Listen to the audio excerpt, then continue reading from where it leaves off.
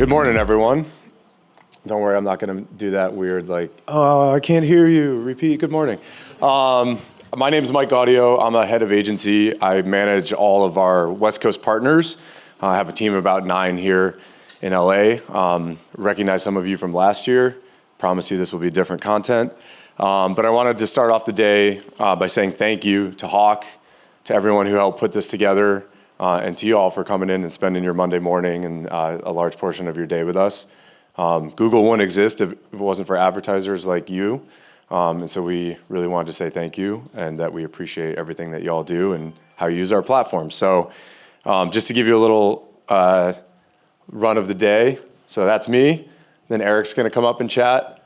Ruby and Darren from our team are going to talk through some measurement and demand gen / video opportunities. And then Andrew's going to come up and talk a bit about a case study. And then we'll do closing remarks and a little bit of networking. Cool. So I already did that part. I had this whole chat ready to go, but then tariffs stopped all of a sudden this morning, so I had to completely redo it. No, we'll see. I mean, this is a really interesting time, both economically, and interesting is a word I chose, you could use many, economically, but also in Google's history. So I've been here for almost 13 years. I've seen, when I started, Google was like super keyword syntax, search, that was it. We barely had an ad on YouTube. You had bids, you had budgets, you had keywords, and that's how you made it work for you. Very few people were on the platform. In fact, a couple of weeks ago, we were talking with a few like home services companies who were reminiscing back to 2003 and how inexpensive their leads were. And I was like, I was a senior in high school in 2003, and a lot has changed since then, so maybe we should think a little bit differently. But my whole point is, today is like what I would hope you would take away from my conversation with you today is that things need to be done and thought about differently.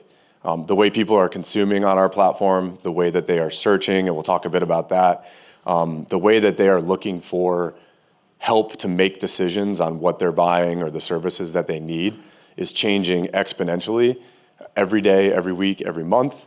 And if you are doing things the way that you have historically done them or think they should have been done even 90 to 120 days ago, you may be behind. And that's something that we at Google used to lead from the front with. And I'll be honest, like we're rebooting that muscle and that behavior ourselves. And it's a good thing for us as a company because having all that competition has really helped put some of the best of our products back into the marketplace again. And Darren and Ruby are going to talk about that later. So it's pretty unpredictable what you would expect out of a consumer. We used to do these like consumer path to purchase charts and all of that. And I think on average, even for like $120 pair of shoes, there's something like 85 different consumer touch points. So not one is ever going to be the same. And what we really pride ourselves in and how we're building our products and how we're thinking about making sure that we show up consistently to consumers is across 4 things: searching, streaming, scrolling, and shopping.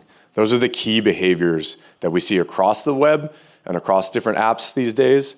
But we know that at Google, across our different platforms that have 1 billion plus users each, I think there's 6 of them now, and then another 4 or 5 that are getting close to that.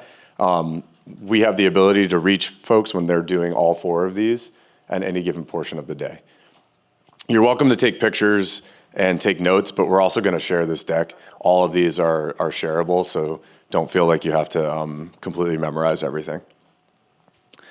And so for us, in our opinion, across Google and YouTube, these are the only places that you can get in front of consumers across all 4 of these behaviors at once. You know, you've got Google Search. YouTube's the 2nd largest search engine, but also the largest streaming platform. It's where people go to be entertained, to understand a topic, to do their research before they make a purchase, and you name it. So, just in case just to back that up, YouTube has really become the leader in streaming. This is just on a television. This is excluding desktops and mobile devices. 6 or 7 years ago, I would have been standing up here talking about how much time is being spent on a mobile device. If you're buying TV, you should be thinking about mobile streaming. Well, it's kind of inverted again. And now the TV is one of the strongest places to reach your audience with YouTube. Also, audio. The podcast explosion, YouTube has not just caught up, but surpassed some of the larger podcast purveyors. People, and interestingly, this is not on the slide, but something to maybe take away that I find interesting because I'm a bit of a nerd. People really watch those podcasts too.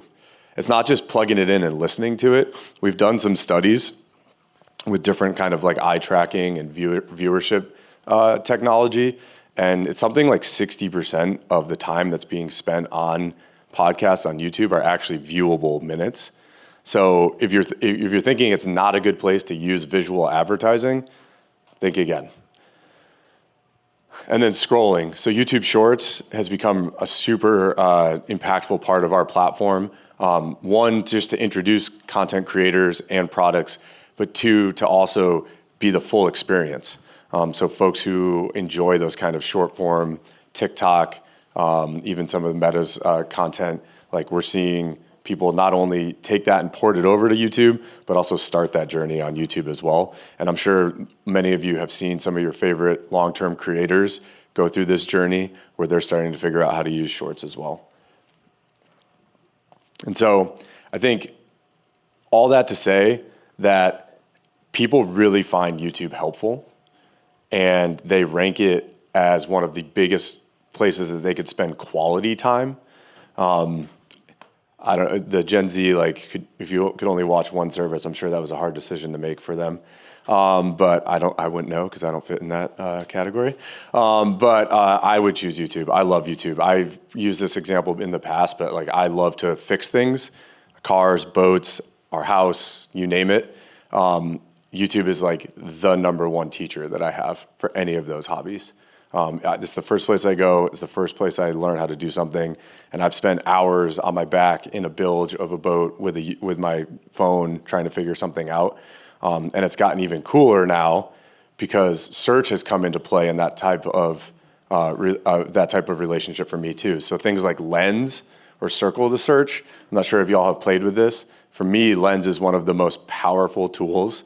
I can be there, point it at a bolt on an engine, find out what size it is, where I can buy it from, and order it while I'm sitting there. And it's becoming more and more of a part of our consumer behavior is to use that video search. And later today, they're going to talk a bit about why that's so important to think through. But I'll give you a couple of reasons. The first one is keywords, while very important, are going away. People aren't searching for keywords or blue links, so to speak, anymore. They're searching for answers. And in order to be most helpful and to be a part of the consideration set, your content, your creative, your website, your products have to be answers to what people are looking for, not just showing up at the top of the fold or in the first scroll of the mobile device. This slide is basically meant to say, we're great at capturing intent. We're also really good at creating intent. And people use search more than they think. So we've heard a lot about the death of search, how it's changing, how folks are going to ChatGPT. This stat is from this year. If you ask 10 Gen Zers in a room if they use Google search, 10 of them are going to say no. But if you look at their signed in behavior with Google, almost all of them are using search on a daily basis. I use ChatGPT, I use Gemini, I use Grok, I use Claude, I use them all. But I still use search when I know what I'm looking for. And more now with the AI overviews, I'm finding that it's being super helpful and pointing me in a direction faster. And we're kind of at this really interesting fulcrum point of where we used to be viewed as a company by the amount of searches and search query volume. And if that was going up and to the right, then Google was doing great. But now we're at this point where there's this existential moment of, do we want to be driving more queries or do we want to be driving the right really, really good queries that are super commercially viable, and that make sure that the user gets what they want more quickly than they ever have with us before, which might mean that you don't have to make 3, 4, 5, 6 searches to find the right answer. You only need to make one. And so that's something, even today, like, we can share more of this like through your Google Teams or through with our partnership with Hawke. But even today, this morning, it came into an email that was talking about how we're going to be externalizing new search query and intent and consumer commercialization data that we've never done before because of the changing behavior. It's not just how many queries are in my category, it's which queries are the right ones and how are people taking advantage of those. And so we believe, and Google has always been an AI company. We called it machine learning. I think we kind of missed the boat on that one a little bit. We were a little worried about how the whole artificial intelligence was going to land in the marketplace, and it was much more positive than maybe we thought. But our AI is really what drives your ability to get the most out of our platforms. Things like Lens. If you haven't tried this before, try it. It's pretty incredible. I use it all the time, and it's super cool with my daughters to be able to take pictures of questions that they're asking and have answers and show them and walk through that and kind of go on that experience together. I think shopping is a huge portion of the opportunity that you all have, obviously, and that's why you're here to learn about Google as a platform today. And then I can't like stress enough how much people are researching on YouTube and why it's so important to think about not so much a creator strategy if it's not right for your brand, but how do you engage with the same type of content that your consumers are using across our platform. And I also think AI is really starting to supercharge this platform. So if you look at, this is a side-by-side comparison. On the left is Google and on the right is Amazon. And like from a branded perspective, it really helps your brand and the different brands show up and not just be kind of blended in to this like amalgam. I love Amazon. I use it all the time when I need something quickly. But if you're looking and trying to do research, they're telling you who you should buy versus the people showing up in the auction and winning based on your behavior and based on what you have looked for in the past as a consumer. I think it's a better experience personally, the Google one than Amazon. But I would be lying if I didn't tell you that sometimes I search on Google and then go buy an Amazon anyway. But that's the halo effect, right? I just want it quickly. And then, so I think discovery and decisions are made on Google and YouTube. Again, these will be shared with you. I just wanted to make sure that y'all saw like 83% of global consumers use YouTube or Google on a daily basis. That's a pretty large number. And many, many discoveries are made. It's not just a place where people are going because they know what they want. They're learning about new products, new brands on our platforms. I also think it's a great place to make decisions. So while social media is a great place, if you look at some of the stats and some of the studies that we've run with third parties, YouTube and Google come out consistently on top of where decisions are made. They may be discovered on a social platform, but they may decide using our platforms. So when you sit and listen to Ruby talk about kind of the measurement journey later today, ask yourselves, how are you looking at those different touch points and fairly giving them credit for what the actions are your consumers are taking, and think about what that might mean in a modern measurement landscape where we've moved really far away from I got a click, I got a sale. A click, then a conversion. It's much more than just that.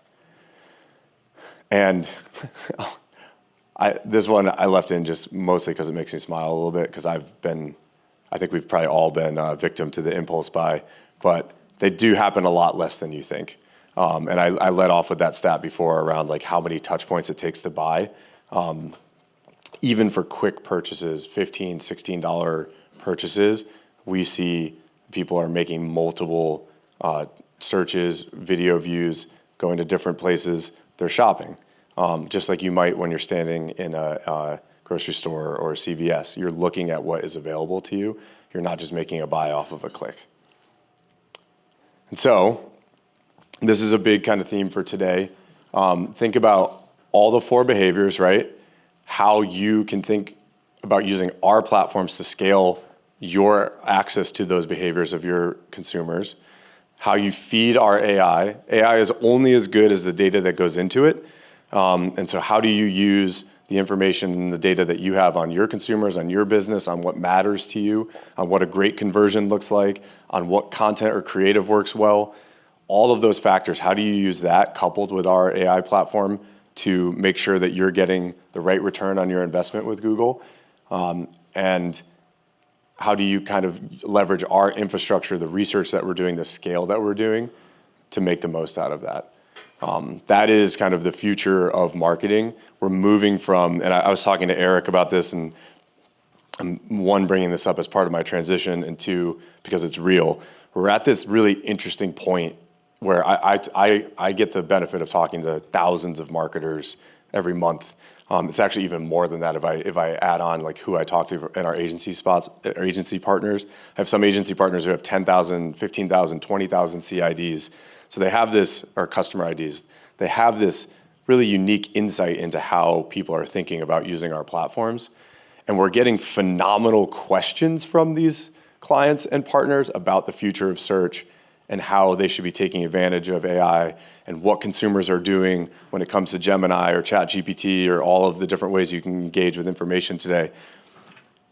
But do you want to take a guess on how many are actually making those changes in their accounts to take advantage of that? Not that many. I would say probably 30, 40%. So we're at this time where if I had one call to action, it's think about something that you see today that helps feed AI within Google Ads to help you have better success and better results with our platform.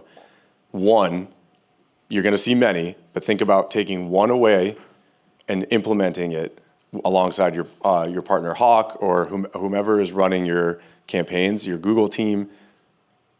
We got it. Like, this is something I've been forcing myself to do as well. Is every week I try one new thing with AI to make myself better at my job, better as a person, better as a manager and leader, to kind of continue to roll in, because I don't want to get caught behind the pace of change. But I think we're at a moment where a lot of our customers are used to seeing, I put this dollar in, I get this ROI out, and you have to ask yourself, is that really true? And am I using the right information, the right data, the right strategy to drive the business results that I need to win in a landscape like we see today?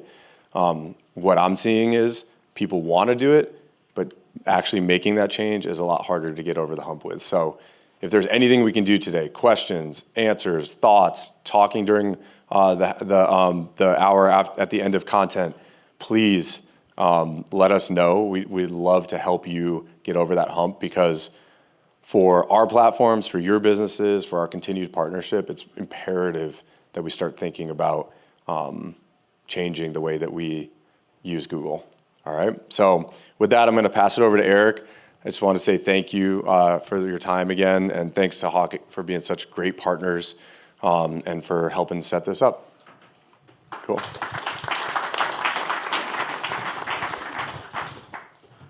Coming right up. Perfect. Yeah, just go straight at it. Nice. Thank you. Yeah. Thank you guys for coming out. Monday morning, everyone awake? Perfect. Anyone need a coffee or anything while we're up? All right. So we're going to get into it today and talk about, like, the nice partnership we have with Google is, frankly, Google is one of our best partners, and I'll talk more about what that means in a second, but we also talk about how it fits into an ecosystem. And so we're going to have a lot about Google today, but I'm going to spend some time talking about where it fits in over the kind of the overarching strategy and everything that we do to support it as well. So a bit of a scaling illusion, and this might get a few sideways looks from my own team as well as the Google team, but it's not just about throwing money at things. And that's not what our intent is. So we're going to talk today about building that foundation. You know, with Hawke, we really believe in scalable, repeatable marketing. Sometimes that's not as sexy. It's not as compelling to be like, oh, these guys are gonna, make me go viral. And while that all can happen and does happen, we really like looking at, did we build a great foundation? So when you do go viral, when you do have that, pop, you have everything behind it to actually make it sustainable. The example of this I'll give is early days pre-Hawke, worked with Science and Dollar Shave Club. And then that first week with that video, they got 50,000 customers, and it took them 2 years to get to 200,000. So just an example of and not a fault of theirs, they did great. Not a jab. Just if you don't have those, they launched that video, the few $1,000s, and they had no idea what was going to happen. So they hadn't built all these pipes. If they had, I actually think that success would have been much greater, and they probably wouldn't have had to sell 80% of the company to venture capital to get there. So what we're going to talk today about is sort of the 6 most consistent traits. Again, this is all going to be about scalable, repeatable marketing. What are the things you need to check off that you're going to be able to predict how you grow? A few small things you can do to really affect big change. And then we'll talk about Funko. And show of hands, who's familiar with Funko Pop? Cool. So they've been a fun client. And yeah, we'll talk about what worked with them. So again, worked with tons of brands, some in the room that are up here, but this comes from, we're getting close to 6,000 companies that we've helped grow. So this whole thing was not created by me personally, it was created by our team and all the things. So we actually surveyed the team, went through this. I'll be honest, the final product came to me after it had been worked on a lot more, it left me for a long time and then came back. And my response was, wow, this is great. You guys know what you're talking about. So, thankfully, I know what it is too, but want to articulate this is not just me talking. This is our entire team. So again, back to what I was saying, growth shouldn't be a gamble. As much as it isn't a gamble, it's literally making sure that you're clear on your position. You have really tight feedback loops, so you want to have the data. We'll talk more to that. And then your media matches all that. And we'll talk how you lay that out. But the idea is it says, think engines, not elevators. This is not about blasting through the ceiling. It's about having a consistent engine that's repeatable and scalable. I'm going to say that a lot because we feel that it gets missed a lot in marketing. So here are the 6 strategies. Number 1, own a real position. A good example of this actually happened last week, so it's not on here, but I can give it. A good friend of mine that's had a few successful businesses, a few successful exits, just launched an insole company. He's a big runner by hobby, realized that there isn't a company that you can just scan your foot on your phone, send it in and get a custom orthotic. And so they had a challenge that we were talking through the past few weeks of, do we go more wellness? Do we go more medical? Do we go more performance? They leaned on performance. That's what we mean by own a real position. Because what they could have done is have the medical benefits of wearing orthotics, have the wellness benefits and why those are all good. Or just be you're going to run faster, you're going to perform better and go for that more aggressive tone. If you don't own that, you can't be everything to everyone. You're not going to end up with a niche. You're not going to get word of mouth, which by far is still the biggest driver of business today. All the things we talk about today, the goal is to get early adopters in so that they go tell their friends and you get that word of mouth. If you don't, you have to buy every one of your customers. You're not going to be successful. So this real position really helps with, first off, people going, oh, that aligns with me. I like performance. I'm running a race and I want to perform better. I'm going to buy this and I know who I'm going to tell about this. I'm not going to tell my grandfather who's having foot problems and needs an orthotic. I'm going to tell my friends that are running with me. And that's important because if people get that dissonance in their head and they're like, I don't know if this is the right fit, they're just not going to say anything. This leads into this. We talk about this a lot on the brand side. Making your brand feel human. The easiest way to build a brand identity is to think of it as a person. That can be a real person or a fabricated person. So what I mean by that is literally every message you put out, every email you shoot out, everything should be with a character in mind. That character can exist. The easiest example of this and why it works are celebrity brands. It's if, I am, Aviation Gin, would Ryan Reynolds say this? Is Ryan Reynolds going to do this? Is this Ryan Reynolds' personality? They can put it out there. If it's not, don't do it. And so every brand, every company should be thinking this way. A lot of times this can be the CEO or the founder. It can be their personality that goes out there. A lot of times it's not. The founder, my last company was an activewear brand, and the founder was a 40-something-year-old man making activewear for women, so it was not his personality that was a voice. It was a 27-year-old woman named Amy, Southern California girl, older sister. We had a whole bio written it was a completely fake person. But then when we did all of our messaging, all our targeting, all our content, it was, would Amy put this out? And that is super important because people are trying to relate to your brand the same way they relate to a person. Trust is a huge factor. We'll get into that at the end. Next, retention. going back to, and this goes without saying until you get into the weeds on people's marketing strategy. Retaining your customer, getting them to purchase more, increasing your lifetime value is what matters for sustainability. You need people that buy your product and then buy it again or buy other products. And the interesting thing is this is not just marketing. This is merchandising too. Do you have a product line or merchandising that actually allows for people to come back and buy? This is where Casper struggled. You sell a $1,000 mattress that people buy once a decade, and then their second product was a dog bed, which I always was, it's a cool marketing stunt, but it never went anywhere. Honestly, Dollar Shave Club, when they sold, this is rumor, but it sounds, they were somewhere in the 200 million in revenue and 300 million in expenses range when they sold Unilever. Rumor has it Unilever hasn't been so happy with the purchase. Their second product was a butt wipe. That was Dollar Shave Club's second, which ironically Dude Wipes has done incredibly well, so it could have been good, but you have to really think through, what am I creating as a suite of products or a product that people buy over and over again that allows people to come back? Because if you have to, again, buy a customer every time they purchase, you're gonna have a really hard time building a business. Customer acquisition is the most expensive part of this. It is really hard. And so if you're not doing everything you can to then, once you have that customer, lock in on it. Another good example of where this went wrong is, you guys remember Loot Crate? They're gone now. Got a few nods. So Loot Crate was a subscription box for like comic companies and like, think of like Comic-Con, like swag. So you got like little Funko Pop dolls and all sorts of fun things around comic books and video games and things like that. They had a great audience, a rabid audience. It scaled really fast. They then raised a bunch of money and decided, okay, we're going to now pivot into having a dog box. And I think there was a baseball one in there. And there was a bunch of other boxes for different types of affinity groups. By nature, that strategic decision meant that they thought their value propositions was that they had the logistics and supply chain set up to fill boxes. And that was where they were winning.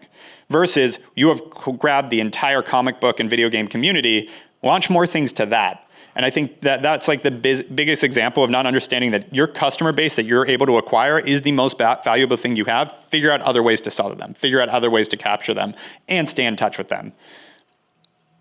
Mirror your customer, not your competitor. Just a really good business strategy. No one wins for being the best copycat.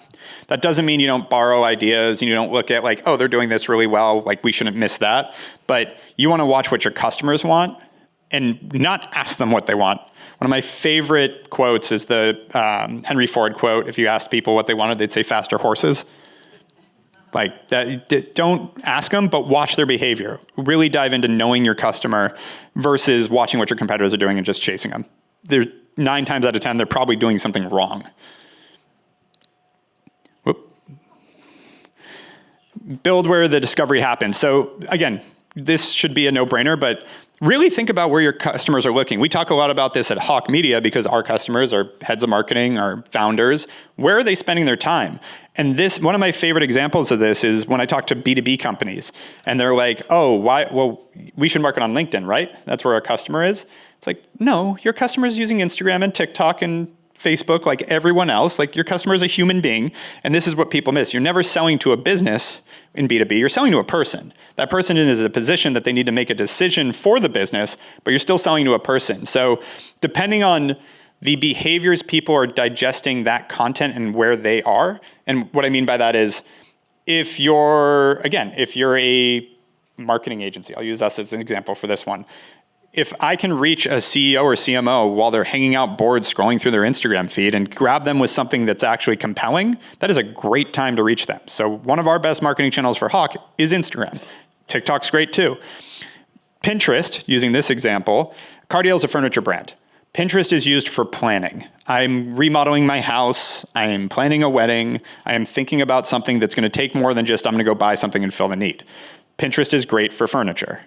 So we had a lot of success with Pinterest in thinking through, and this would be a whole, 2 hours in itself, but thinking through what people are doing on those platforms when you pick which channels to go after is really important.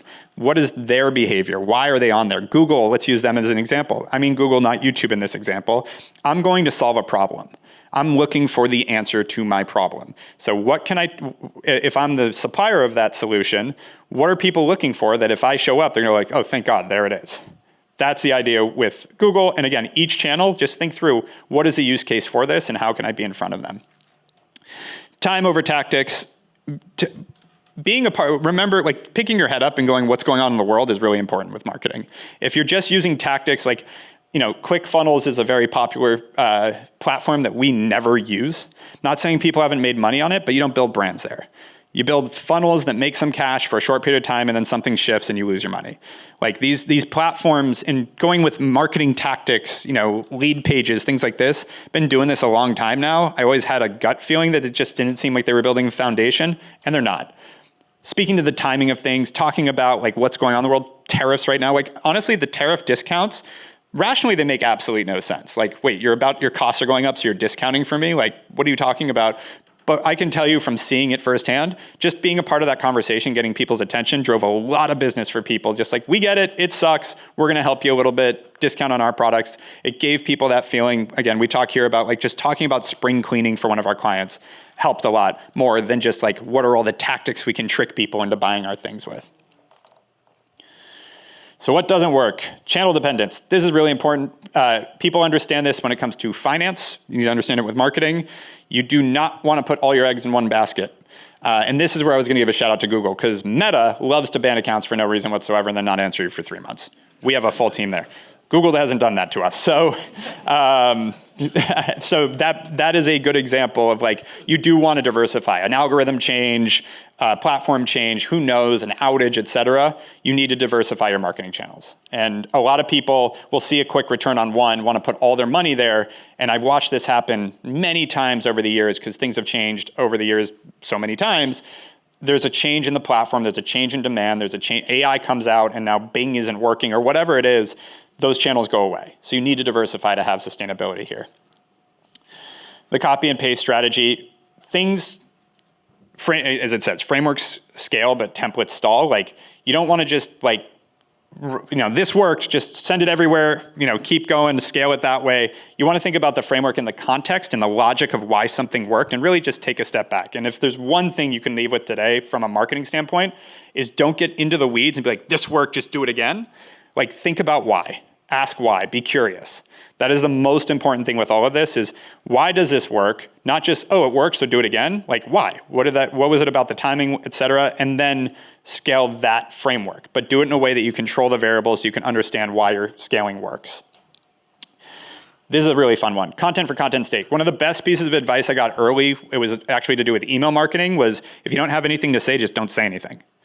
Meaning, like, don't just put content out, whether it's on social or in email marketing. Oh, I've got to send my Thursday weekly email. I'm just going to send something out. You train people, if it's crap, that you send out crap and I'm going to stop reading it. So I would rather you not send an email than send one that isn't valuable to your customer. That being said, the balance is try to come up with valuable things consistently and figure out how you can bring value from a content piece.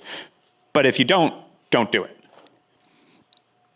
Again, back to the framework, all starts with your messaging, all starts with who you are, what you stand for. From there, identifying those channels that you're going to actually reach your customers with, developing creative for those channels. Sometimes you can, and we'll get into it, you can cross-promote, but sometimes you have to really think about what's going to be compelling on Google versus TikTok versus Meta versus all these different, versus my email marketing. Don't just copy and paste back to the template thing. Really think through, how are people reacting differently. Then get the feedback, see how it's working, and we'll talk more in the case study about that feedback cycle. And then by doing so and listening to your customers, you're going to get that loyalty. And here we are. So Funko, again, you guys are all familiar, had a really successful campaign with them. They skyrocketed. So this was a really fun one.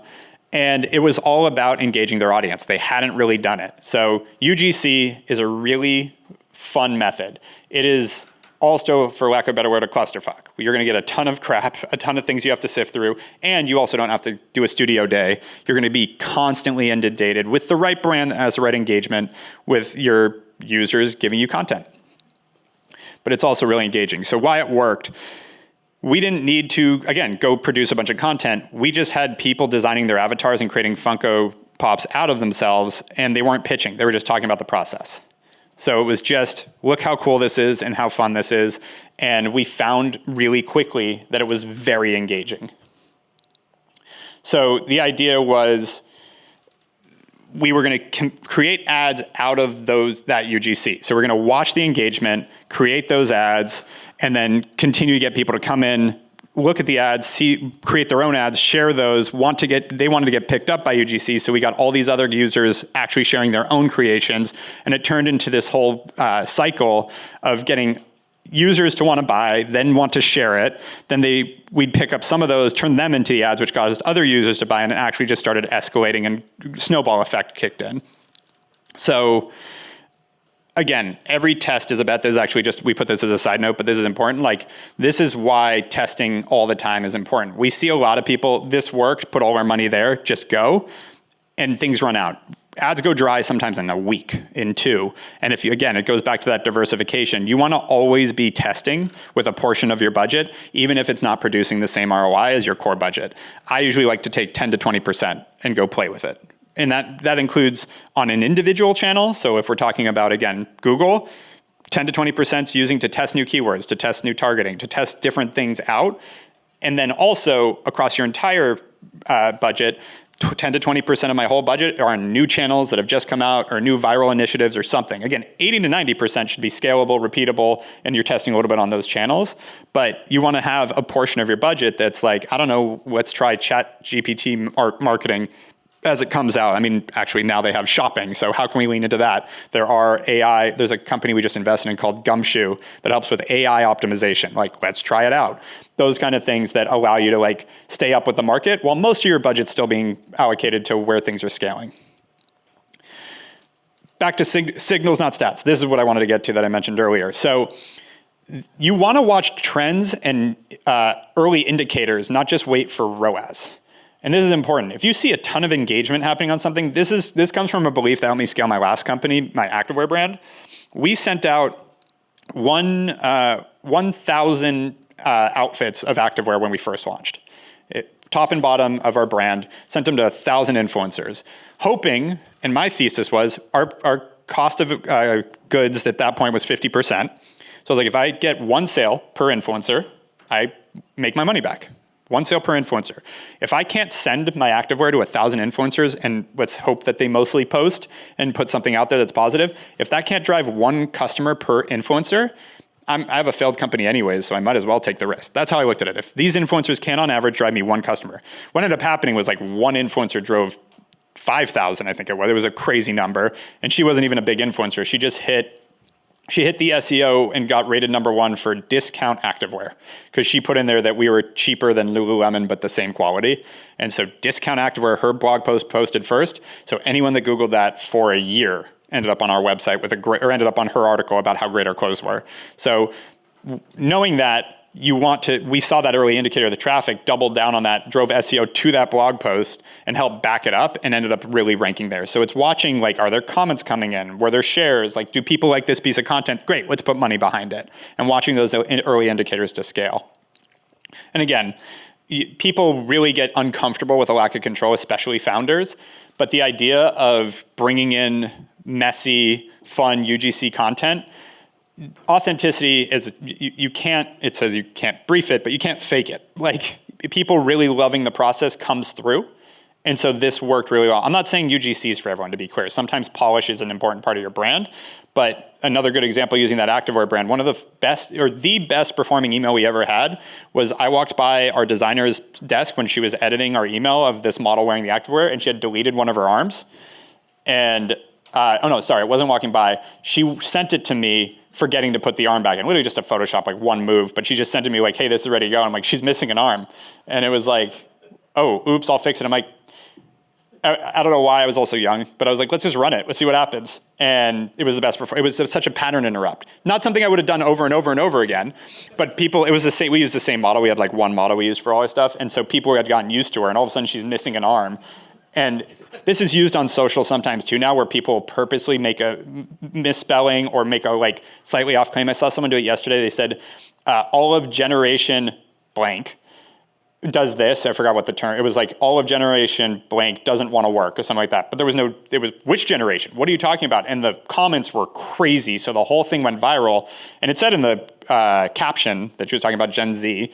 But because of that engagement, you end up going viral, and you get, and that one can be a little negative, but in this case, people are like, what happened to our arm? Wait, I like that top though. And it would end up literally being our best performing email marketing campaign. Again, focused on curiosity, not conversion. This goes back to the ClickFunnels thing. If you're building a business where it's just like, buy my thing, buy my thing, buy my thing, buy my thing, there's a time and place for that. But if you just do that, you're not gonna have any longevity. So you'll get people to buy. You do wanna have people buy eventually, but if you can engage people on an emotional level, you then have a long-term customer. And so people seeing that, like feeling that engagement with Pop yourself as the campaign was, and getting into that, now they're going to want to collect. They're going to want to buy more. And that's what you have to create with your own brand, is how do I engage people that they're going to want to stick around and they have an affinity for who we are, not just what we sell. And again, build once to play everywhere. This goes back to, I mentioned, you don't want to just shove one piece of creative across all channels, but TikTok, YouTube Shorts, Reels, all pretty similar. So there's a lot, like, and especially you can kind of reframe it to fit the right thing.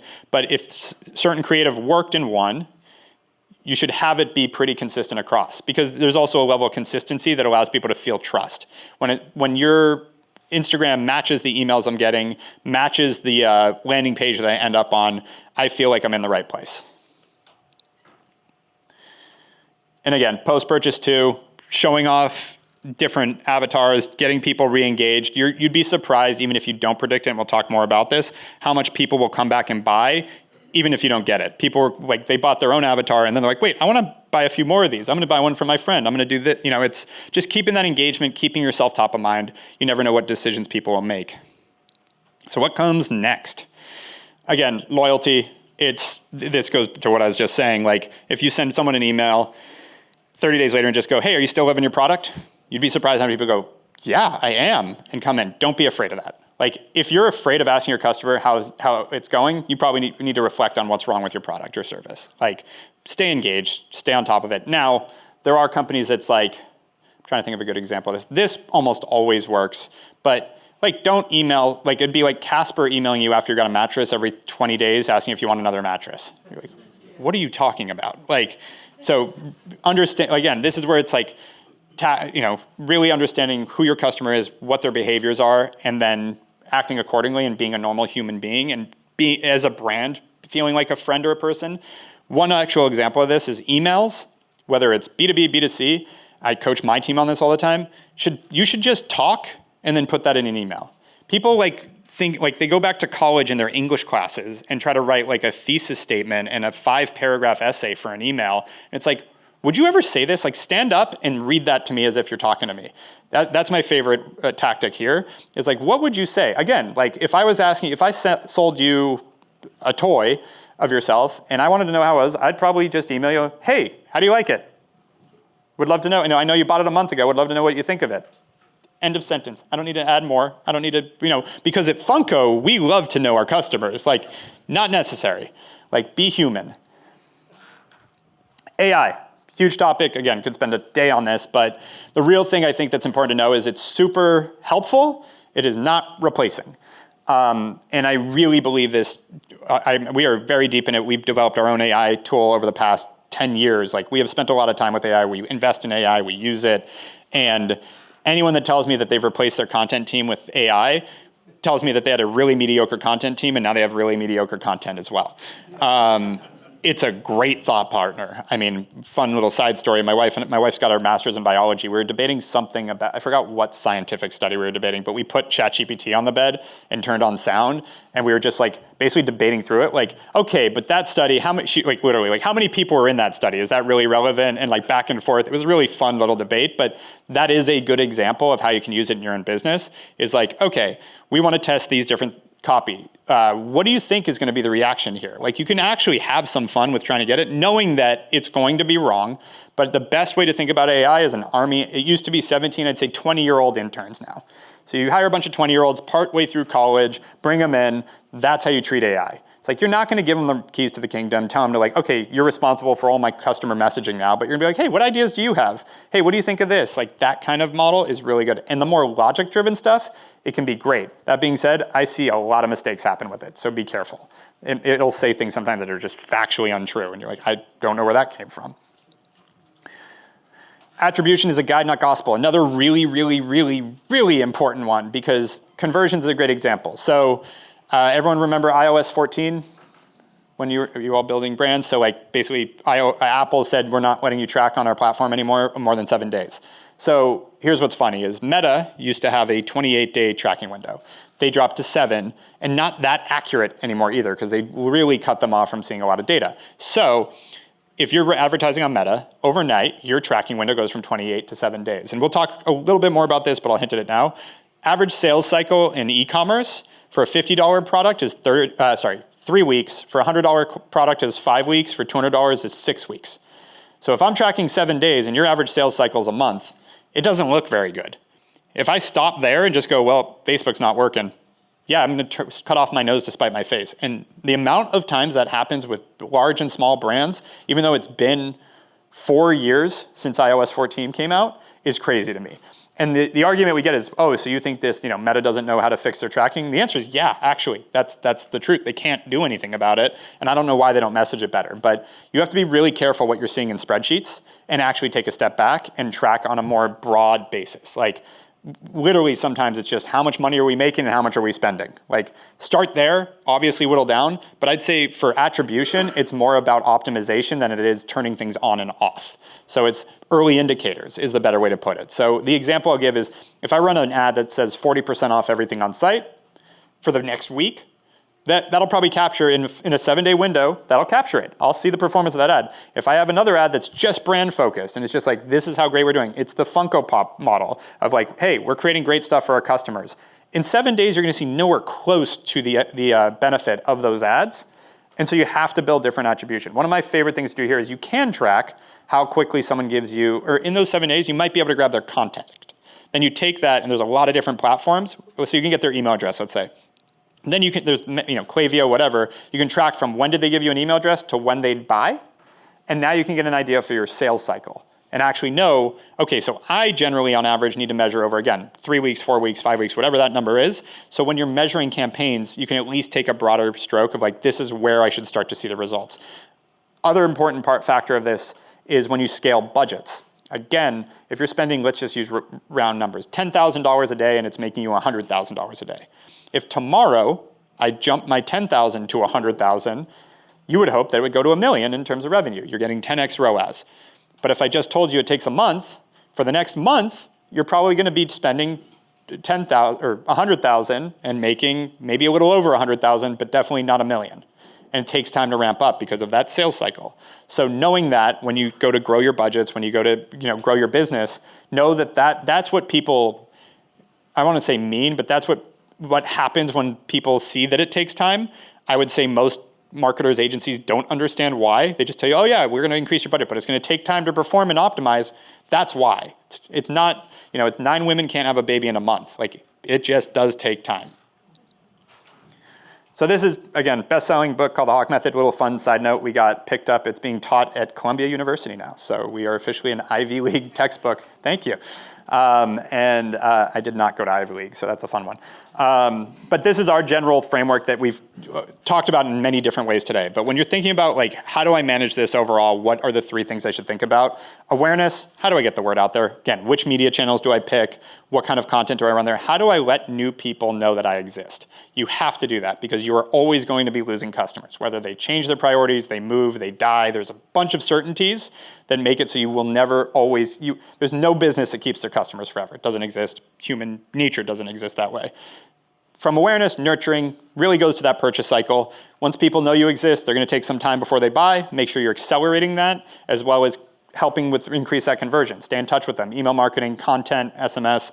I could spend a ton of time on content, but the real gist of it is every company should really be thinking about themselves as a media company as well now. Creating content that serves the same value proposition as your product or service.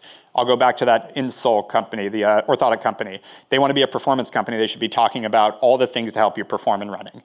Whether it's stretching, whether it's great places to train, they want to be reinforcing that they're your partner in your performance so that when you think about, I want to increase my performance, you buy their orthotics. And when other people go, how do you run so fast? They go, oh, well, this company is definitely the performance company. That's how that works. Trust, synonymous with brand, but before you have a brand that people know of your own, like if you go to McDonald's, good and bad, you know what it is. You know what a Big Mac tastes like. I don't know if everybody here does, but generally, I've had one in Egypt, tastes the same.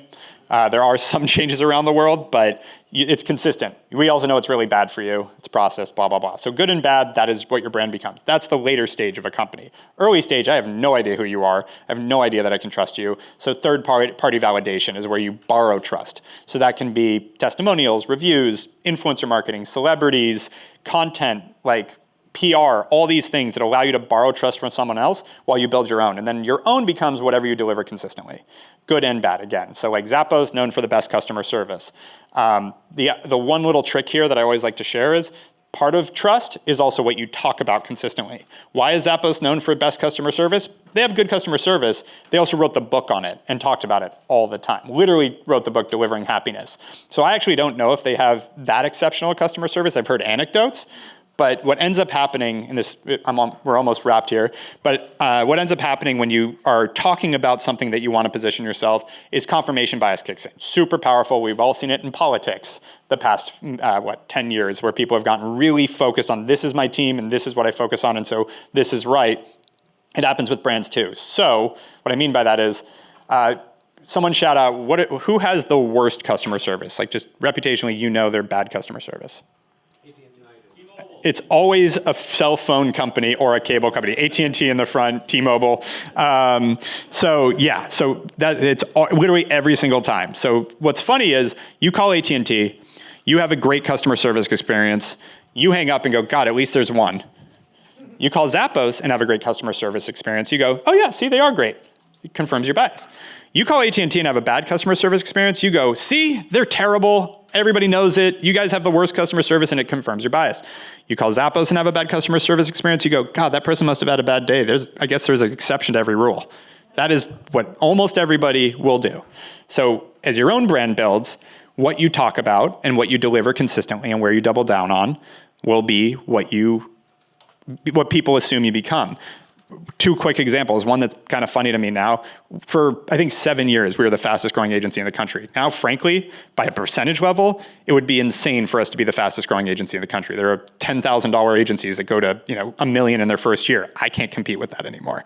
So we are not the fastest growing agency in the country. I haven't said it in a very long time, but I still get introduced as it all the time. Because we talked, and that, by the way, we're almost 12 years old. It's been years since we've talked about being the fastest, but we still get introduced that way. The one that does work from the beginning, we've always talked about we're going to be the best at what we do, but easy to work with. And so that does two things. One, people hear that, they believe it, but two, it reinforces it internally. We really care about having top work, being the best at what we do, but we really care about being flexible and easy to work with.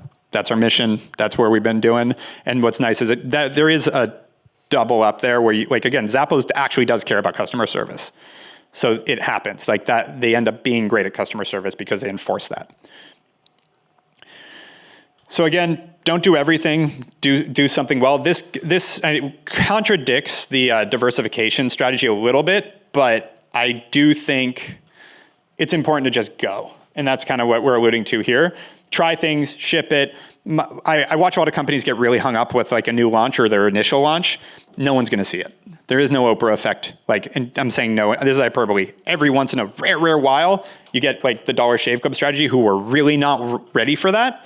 But don't change your strategy because you're really worried that it's going to go completely viral and you're not going to be ready.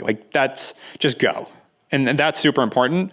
Also, don't get spread too thin. While you do want to diversify, when you're first starting, a lot of times it does help to go deep on a couple things. As soon as you can diversify, but don't end up spreading yourself thin in the beginning because you don't have the resources and you're trying to diversify too early. Same thing goes, frankly, with finance. They talk about even guys like Warren Buffett in the beginning went super deep on a company, made a bunch of money, and then started diversifying. Same thing in marketing. And that's it for me. Happy to help. I'll be hanging out. Thank you, guys.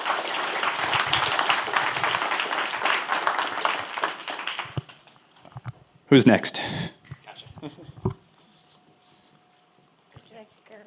Microphone. Hi. Nice to meet you all. I am going to be talking about everybody's favorite measurement concept, first-party data. My name is Ruby. I have been at Google for almost 4 years now. I specialize in measurement, specifically first-party data, so all things privacy-centric measurement. I know measurement's probably all of your favorite digital marketing concepts. Everybody loves measurement, right? Everybody loves talking about data. For the next 30 or so minutes, we're gonna spend some time talking specifically about first-party data and why now it is more important than ever. So to call out the elephant in the room, we are operating in times of uncertainty, to put it plainly, to put it kindly. The economy is volatile. It is hard to forecast. It's hard to set goals. It's hard to look into the future when you don't really know what tomorrow looks like. As we just spent a lot of time talking about, the consumer journey is complex. It is vaster than it's ever been. It is really challenging to follow users across that digital path that's also fluid between online and offline. It can be challenging to find users who actually reflect intent for your businesses. And then lastly, AI is here, which is exciting, and it's such a buzzword right now. It creates opportunity to do things more efficiently, but at the same time, it is not a silver bullet. And if we do not set up AI correctly with the right inputs, we will not see the correct outputs. Now, I'm about to talk about first-party data for 30 minutes, and I think it's helpful to define some terms. First-party data, also known as 1PD. Us cool marketing kids love to do an acronym, and if you've worked with Google long enough, we love to turn everything into an acronym. But what exactly is first-party data? First-party data is essentially PII, personally identifiable information, like a phone number, email address, mailing address, that you as a business collect from your advertisers. It represents a direct relationship between you and your customer. Your customers are trusting you with their data, knowing that it's going to be used and applied correctly and safely. This is much different from third-party cookies, which, who's familiar with third-party cookies? Yes, okay, a lot of us are. They're OG, they've been around for a long time. Third-party cookies are really set up to track users across the web, so not just on your own website. This can help advertisers get a very detailed profile and view of what your browsing history looks like, making advertising more specific. But users have begun to not like being tracked. This has really led to a big surge in regulatory and technology changes. The public sentiment is really shaping our reality right now. From a regulatory standpoint, we have GDPR in Europe. We have California Consumer Privacy Act, which is really changing the way that we are able to collect and measure data from users. And then technology is also following suit, making changes. Safari and Firefox have already fully deprecated the use of third-party cookies. As we just chatted about, mobile identifiers are also being changed on mobile. Chrome decided not to deprecate third-party cookies, but to let users make that decision on whether or not they want to be tracked across the web. So regardless of what's happening, measurement is changing, and there are gaps in your measurement that are only growing wider today, which is why leveraging first-party data, the data that you collect on your advertisers, is so important.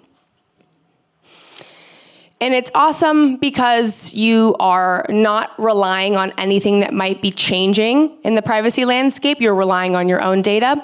But it's also awesome because it actually drives real business results. Leveraging more first-party data, it represents a really solid relationship between you and your customers, but also when it is applied to your marketing strategies, specifically within Google Ads, we see fantastic performance increases. We did a study with BCG that found that marketers who have a strong first-party data foundation and leverage first-party data see 2 times the incremental revenue and 1.5 times increase in cost efficiency by using first-party data. Now, this is because your data of who your customers are is so powerful to your marketing strategy to go out and find users who look just like your customers so that you can continue scaling and driving performance using your own data. Now, interestingly enough, many companies understand the value of first-party data. We did another study with BCG back in 2021 that found 90% of people understand and believe that first-party data is important. 30% are actually collecting that data, and only 1% are actually putting that data to work in their strategies to actually deliver a full cross-channel experience.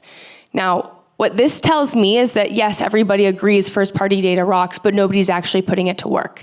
Putting it to work is what actually helps drive the results. And if you are not using first-party data today in your strategy, this could actually be a huge competitive differentiator between you and your peers and your competition to help drive advertising performance that looks like your customers.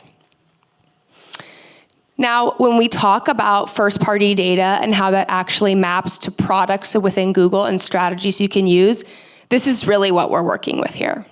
So, number one, Google Tag. The Google Tag helps you capture online first-party data.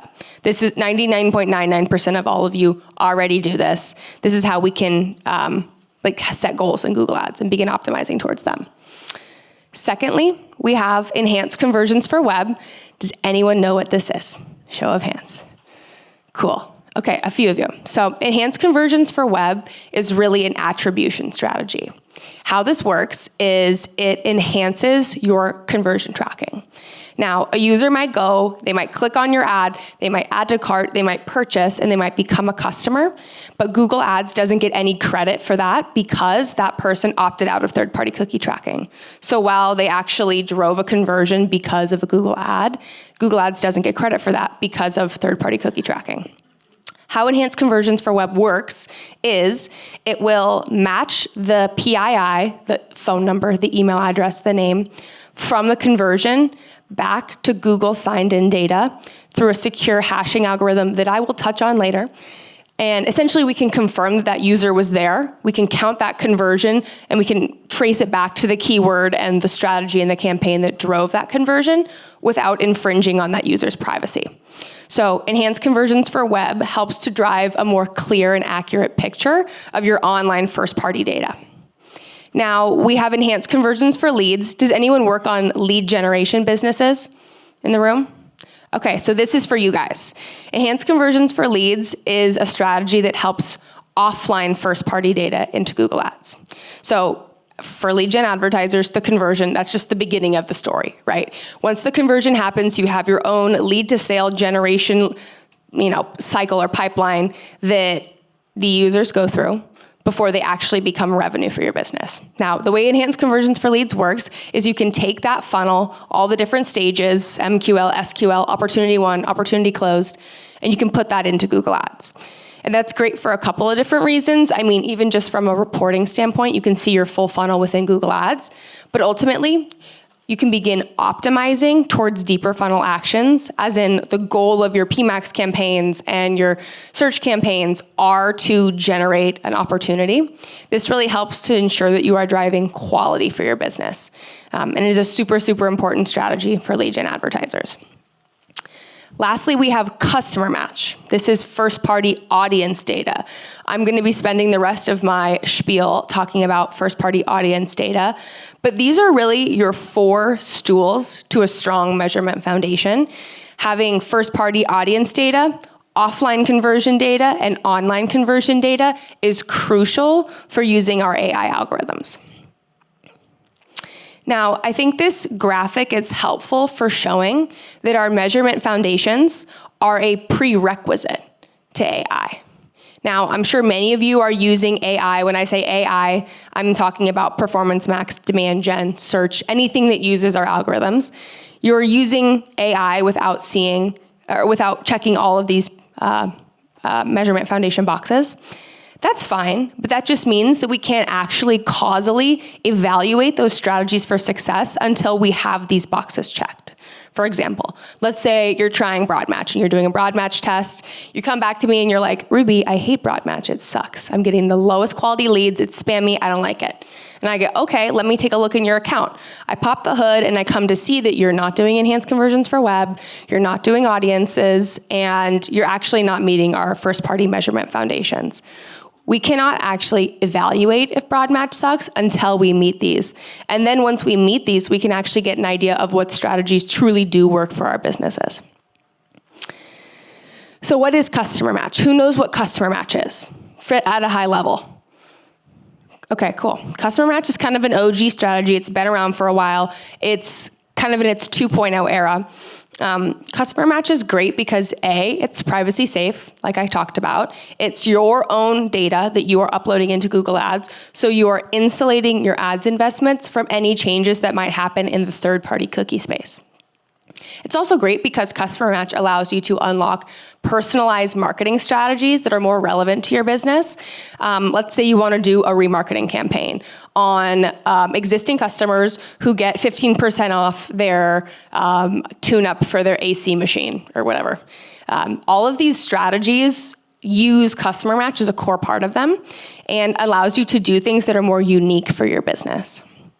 It's also a very, very critical source of expansion when paired with optimized targeting, and is also a very important way to steer our algorithms, particularly our smart bidding algorithm, which really affects your auction dynamic and behavior. Now, I'm going to talk a little bit about how we activate Customer Match and what the different use cases are based on what it is that you care about and what your marketing objectives are. I think this slide is useful because it gives you an idea of what the different use cases are depending on how you want to use Customer Match. Now, regardless of what business model, vertical, marketing objective you have, there is a use case for Customer Match regardless. At its very basic level, Customer Match as a signal is for everybody. Just having a customer match list sit in your account will help to fuel your auction behavior with smart bidding, as well as finding new audiences that look like your customers with optimized targeting. Now, as I talked about, there's also targeting use cases that make Customer Match awesome. We have hard targeting, which means you are taking a customer match list and hitting them again. So perhaps these are people who made it halfway through your lead to sale and fell off for some reason, or they opened an email. This all stems from a list that you upload. We also have exclusions. So that is uploading a list to Google Ads and saying, I do not want to run an ad on this list of people. That is like a new customer acquisition tactic if you are only interested in running and paying for ads to get new customers, not leveraging existing ones. But all of this stems from having a customer match list in the account. Now, as a signal, smart bidding is a fantastic use case for Customer Match. You might be a beginner advertiser and you're not really sure which use cases and specific marketing strategies make sense for you. That's okay. Having a list in the account helps to fuel overall campaign performance just with smart bidding alone. We have a decrease in CPCs by 3.6% and an increase in conversions by 5% just by having the list sit there as a signal for smart bidding. Now, when it's paired with optimized targeting, we see really fantastic conversion volume increases, 52% increase in conversions at a similar CPA. How this works is basically you have the customer match list as a signal for AI, and when you have optimized targeting turned on, that allows you to run and find ads in audiences that look like your customers. Now, as we kind of move down this list, some of these strategies begin to become more complex. As I talked about, if you care more about reaching new audiences across all channels, perhaps just adding a customer list as a signal in PMax will help you do that. Or perhaps you're trying to find new customers, new customer acquisition will help you do that. Or perhaps you have a very specific remarketing strategy that you want to run, Customer Match will help you do that. And as you can see, as we sort of move down the use cases as they become more advanced, we see stickier and more impactful performance results. Now, the biggest question I get, the biggest objection is, I don't trust Google with my first-party data. You've worked really hard to collect this first-party data. It's a proxy of trust between you and your customers. I don't want to just give this away and have it be breached or have it be lost or, God forbid, help my competitors with their optimizations. If Google gave out first-party data like candy, we would not be a business and we would have no value prop. The value of Google is that your data is highly, highly secure. Now, that hashing process I referenced earlier, we'll get into the weeds on how it works because I think it's valuable. But essentially what happens is Google doesn't even get your first-party data. You will upload first-party data to Google on a local machine that that data is hashed. Now, essentially what that means is the data is turned into a string of codes. So instead of name, email, phone number, it's a string of codes. Something to mention also, if you aren't comfortable giving Google data, you can send pre-hashed data So you can send a string of codes already to Google. Once that string of codes is sent to Google, that string of codes is matched to Google's string of codes of signed-in user data. So if a user is signed into their Google account, we have their name, their phone number, their email address, that is turned into a code. When that code is matched with another code, boom, we have a user on the list. Once the match happens, Google deletes the data. The matching process usually takes around 24 hours, and once that matching process is done, the data is deleted. The entire process is encrypted end-to-end, and it is used locally in your specific Google Ads account to help you with your use cases. Let's talk about best practice also, because there's some nuance to customer match. It's been around for a long time, but what best practice looks like today is relatively new. So, Google defines best practice as everybody uses a customer match list. The list has to be at least over 100 users, and that list needs to be uploaded into Google automatically, not manually. We used to have a list minimum size of 1,000, which was really hard for small SMB advertisers to hit. Google ran some studies. We found out that we really only need 100 users on that list to benefit from the value prop of customer match. Automatic ingestion is also relatively new. Essentially what you can do is connect your CRM or whatever first-party data source you use directly into Google Ads so that first-party data is flowing freely. It saves you time so you don't have to constantly update a new customer match list. And it also allows for our algorithms to have constantly fresh data when they are participating in the auction for smart bidding or with optimized targeting. And having fresh data on your customer match list leads to a 17% increase in conversion volume. So this is not an arbitrary ask. We really care about having fresh customer data on the list. Now, I know match rate is very top of mind. You might upload a gigantic list, and not all of those users will end up matching, as in their data did not match with any Google signed-in user data. I know this is very top of mind, especially for that minimum list size of 100. To help with match rate, we recommend adding more match keys. Match keys are bits of PII that we can match back to Google signed-in users. This is email address, mailing address, phone number, user ID, mobile device ID.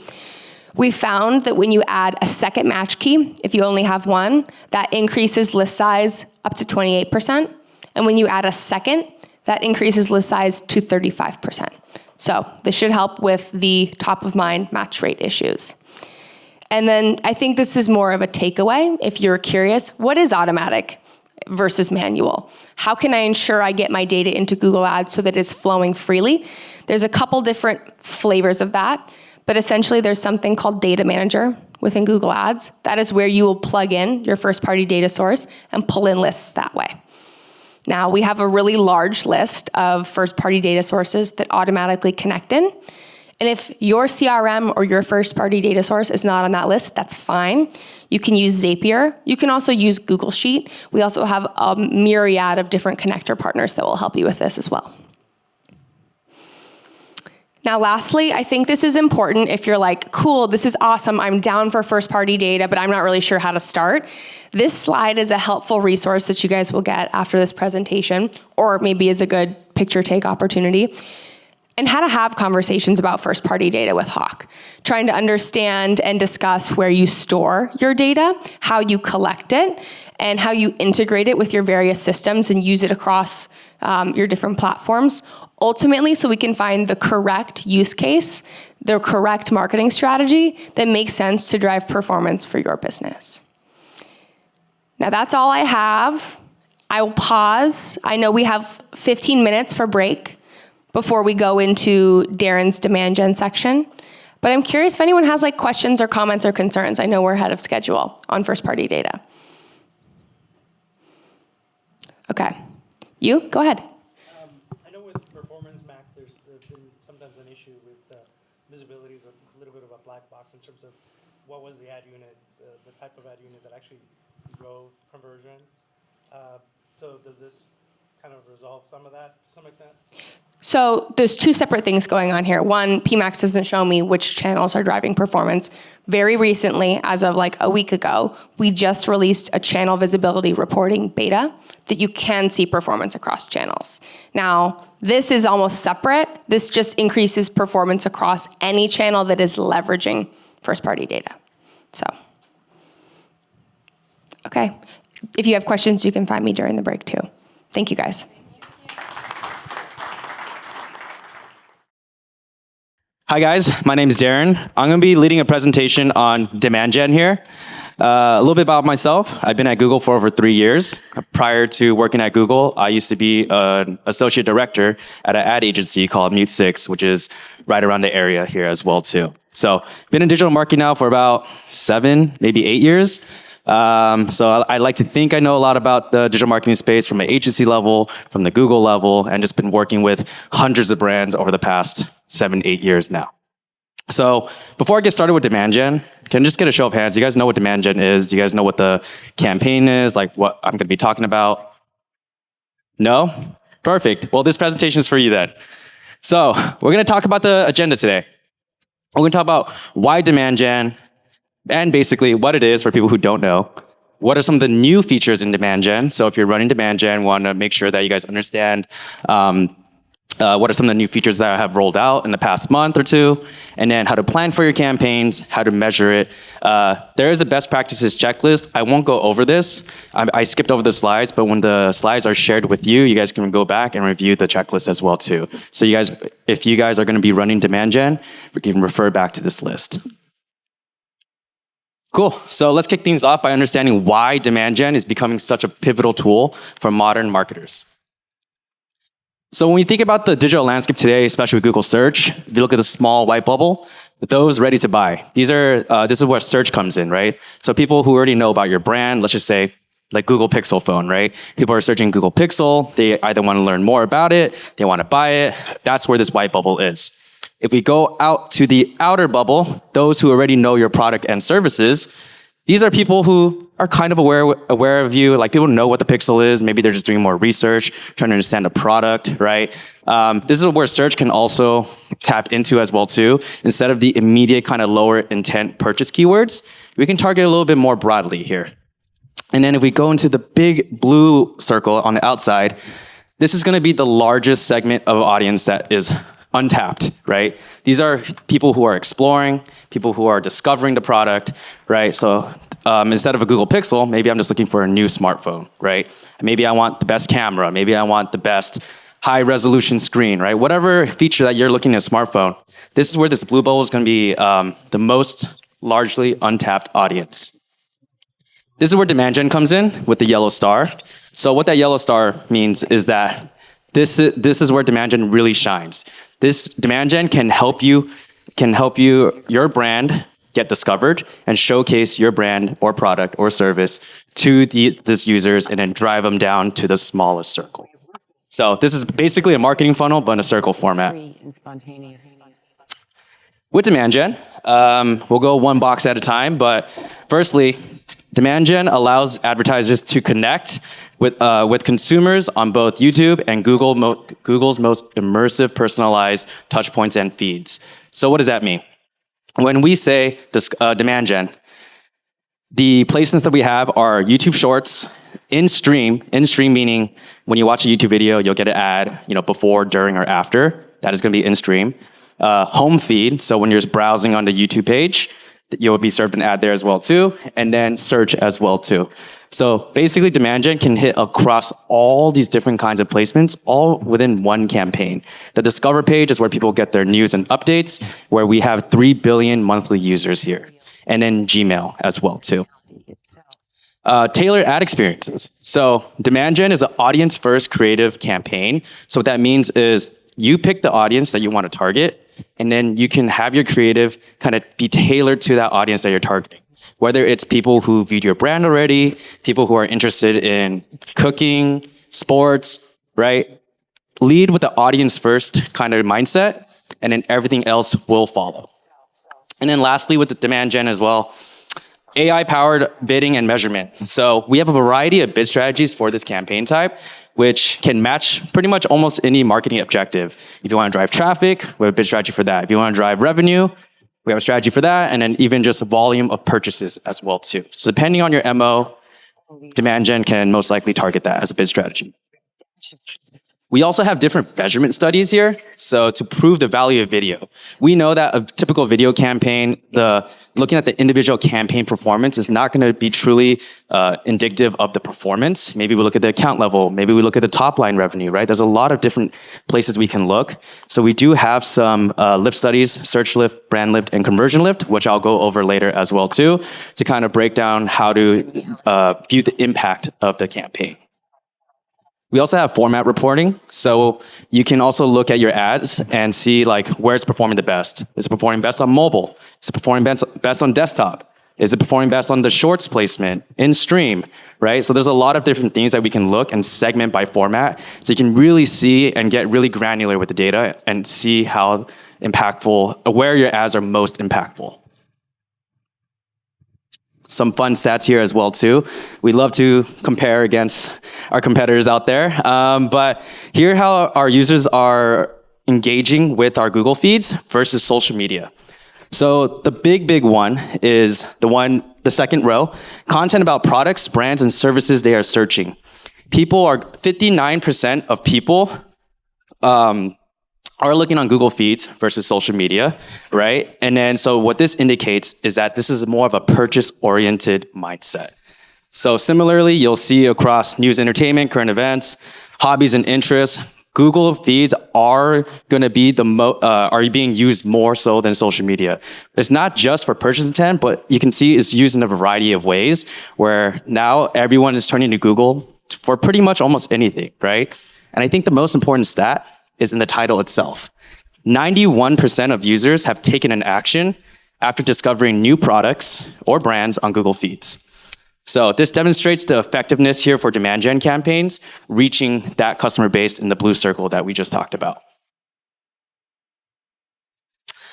Also, according to a survey conducted by TalkShop, YouTube ranked #1 among video services and social media platforms for shopping and browsing.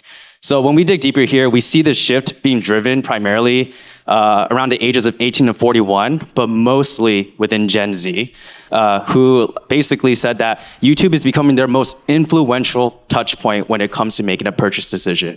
And we know this because we have another study done here as well too, where they are twice as likely than older generations to say that they made a purchase decision by watching something on YouTube or even on social media, right? So I'm at the age where everyone's starting to run nowadays, so I just bought some shoes to run. I'm not practicing for a marathon, I'm just trying to get healthy, I guess. But I turn to YouTube, I go on TikTok, I just look at, the LA Marathon just happened, so I looked at what LA marathoners are running with, I looked at what TikTokers were saying were the best shoes. I haven't really made a decision yet, honestly. There's a lot of different shoes out there, but I've been looking at some running influencers within YouTube and just seeing like what they typically run with, whether it's a long run, a short run, high impact run, like there's a lot of different things. If you're not into running, like there's a lot of different categories of runs you could do. So YouTube is really the place where I'm personally turning to kind of figure out like, okay, where can I best spend that, was it like $200 for a running shoe nowadays? A lot of information here. So we'll just go one by one here, starting from on the right-hand side. The marketing funnel of awareness, consideration, and conversion. We have different Google audiences here that can target different points of the funnel. So we have demographic segments, this is age, gender, household income. Interest-based segments, which we like to call affinity audiences. So people who are interested in, let's say, cooking again or sports. In-market segments. These are going to be more higher intent audiences, meaning they're in the market to, again, let's say buy running shoes. So we can target, let's say, a running category. And that could be an in-market segment. There's a bunch of predefined Google audiences within the in-market and interest-based audiences. There's a ton to sift through and go through. So I'm sure whatever target audience that you're looking for, you most likely can find it within there. If you can't find it there, we also have intent-based segments. So what does that mean? It means that you can put keywords into an audience. When you put keywords in an audience, so I'm going to use the running shoe example throughout this presentation, but let's say I want to put in running shoes for a long run, running shoes for a marathon. I can put those keywords into an audience. And what happens is anyone who has searched those keywords within the past 7 days on Google or YouTube will be served that ad. So it's not just Google, it's Google and YouTube in the past 7 days. So that's what happens when we put keywords in the audience. And then as we move one over to your audiences, we have customer lists, which Ruby just touched on. So this is where first-party audience data is going to be really, really impactful. You can use it for remarketing. You can create a lookalike segment right here. So lookalike segments is unique to only demand gen. This is the only campaign type within the Google Ad platform that can run lookalike segments. So when we're talking about first-party audience data, people who have recently purchased, people who viewed this page but didn't purchase, right? There's a lot you can do with your customer list. We can turn that into a lookalike segment, and basically we turn that audience we widen that net a little bit and find similar characteristics within that audience to basically target. So this is why demand gen is so powerful. We highly, highly recommend you leverage first-party audience data because without it, we want to make sure your campaigns are set up for success. So let's talk about some of the new features within demand gen. I hope that could clear things up about demand gen. If there's any further questions, you can ask it at the end. So some of the new features, and when I say new, this literally came out April 1st for every single advertiser, is channel controls. What does channel controls mean?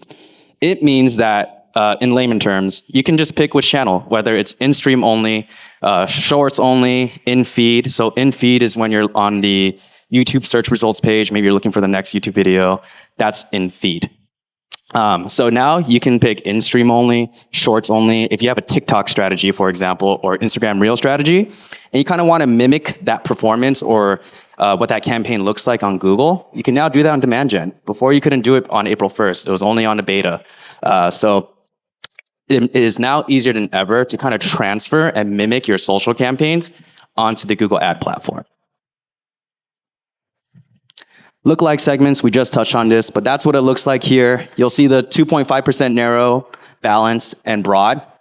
So typically what that means is just widening that net wider and wider, right? So if you put people who previously visited your website, you could do 2.5. We recommend 2.5%, but if you really want to get broad, try to reach a larger customer base, a similar customer base, I should say, we do recommend you going up that tier, essentially.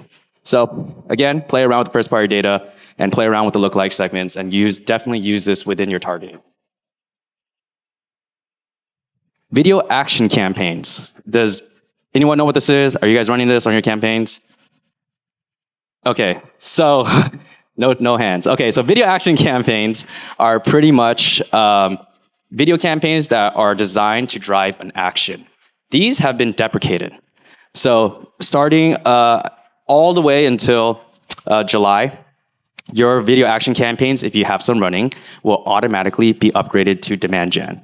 So the reason for this is because we moved the video action campaign, like the bones and skeletons of the product, into demand gen. So it's inherently the same product, but of course demand gen has some added features and benefits as well too. We also see that demand gen drives a 58% higher ROAS when compared to video action campaigns, according to a Nielsen study that we did. So the main difference of video action demand gen is that demand gen is video and images. So it's both in one campaign. Video action campaign was video only. If you're running a video action campaign and you wanted to have the same video action campaign, but in your demand gen version, you can run video only. You will see similar conversion volume because, again, it is the same product. But we do hope that you guys utilize the full power of demand gen, which is going to be video and images. When pairing video and image assets together, we see about 20% more conversions at the same cost per action. So please do utilize the full power demand gen if you guys are using it. But of course, we understand there are certain times where you just want to run the video action campaigns because you've seen historically better performance as well too.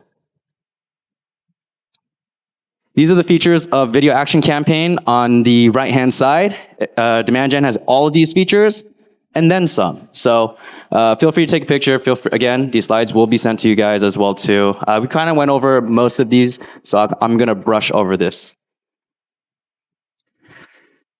For those with video action campaigns, the reason why I'm touching on this is because this is gonna be really important if your account is. You guys may be running it and not know it, but this is gonna be really important. So by July, all your video action campaigns will be deprecated. There are 3 different ways in which you can upgrade to demand gen. You can create a net new demand gen campaign, which is just like simple campaign creation. The issue with this is that your historical data does not transfer over. You can also use the copy and paste tool. If you copy your video action campaign and then paste in the account, there's a little box that you can select and change it to a demand gen campaign. Again, one of the downsides of this as well too, historical data does not transfer over. If you have a lot of video action campaign data that you want to transfer over, we have an upgrade tool. The upgrade tool has been delayed. It's not available everywhere, but it will be available soon to all ad accounts. But basically, the number one benefit to this is the historical data will transfer over. So it is still a net new campaign, except you'll see the last point where it says B. It will consider campaign history and it will minimize that learning period.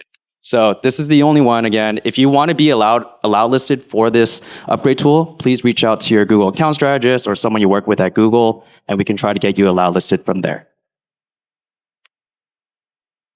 Okay, so we're going to talk about planning now. So like I mentioned, demand gen, the big value prop is running video and images together. And what we want to do is and we give you the flexibility, right? You can run video only, you can run image only, you can run lookalike segments, you can run in-market, first-party audience data. Like there's a lot of different things you can do within demand gen. But yes, again, please try to run both into one campaign. If you are a commerce client or commerce customer, please do add product feeds to your demand gen campaign. So this is like where if you viewed a running shoe and then you go to Gmail, maybe you might see the shoe you're just looking at. This is all it is. It's a form of dynamic remarketing that can help and even showcase your other products. So again, if let's say you're a shoe company, you have running shoes, you have hiking shoes, you can also just select the running shoe category as well too. So there's a lot of different ways you can play around this depending on your audience, depending on your creative. So please do add your product feeds. We can also A/B experiment your creatives. So we know that ad fatigue is going to be a thing. It always happens. No matter how great your creative is, it can be fatigued after a certain point. If you have multiple creatives that you want to test, like let's say a 30-second versus a 15-second video, you could run an A/B experiment. If you maybe had an image with a blue background versus like a yellow background, you can A/B experiment that. Right, and again, we have the format reporting as well too, so you can look at different placement reporting as well too. Video enhancements. So creative is going to be, I think, a big blocker for a lot of agencies, a lot of clients, right? Just because pushing out creative, getting that right creative, it could take time, it could take money. But now we have video enhancements. So what that means is, let's say you have a 30-second horizontal video, right, built for YouTube. Video enhancements can now basically auto flip your videos to a vertical video.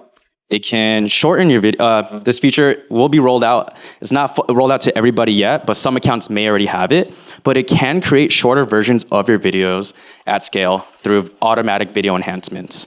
And it won't do this automatically. Of course, you will still need to basically hit publish and approve the creative. So it's not going to be there without you knowing. But you can opt in for video enhancements now and reduce some of that creative blocking. That could be a blocker for you guys in terms of getting out the different types of creatives.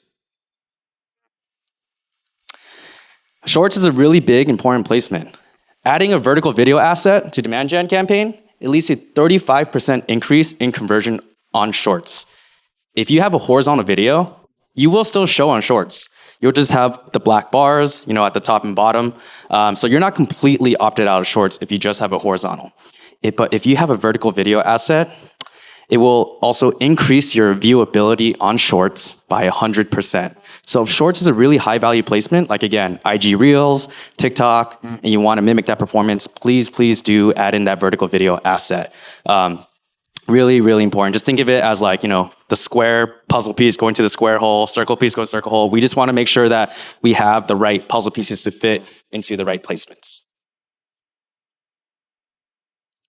So these are the different types of bid strategies that we talked about, depending on your marketing objective.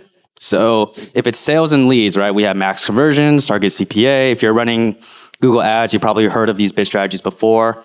If you want to optimize towards revenue, we have target ROAS, right? So you want to optimize towards a return on ad spend target. We can also do that. The one thing about demand gen that's different than video action campaigns as well too is we have a traffic bid strategy that we can target. So maximize clicks. Let's say you just want to drive a bunch of traffic to X page, right? You want to add users to your marketing funnel to retarget to, right? This is where demand gen can come and help. You can use images, you can use videos, you can use everything that we just talked about. You have the freedom to test this as well. And then you can even test engagement, such as maybe you want to up your YouTube subscribers, right? We can optimize towards that conversion action. We can even optimize towards what I like to call like softer conversion actions. Like let's say people who viewed the running shoes page on my website, right? Like I want to target those people, or people who add to cart, right?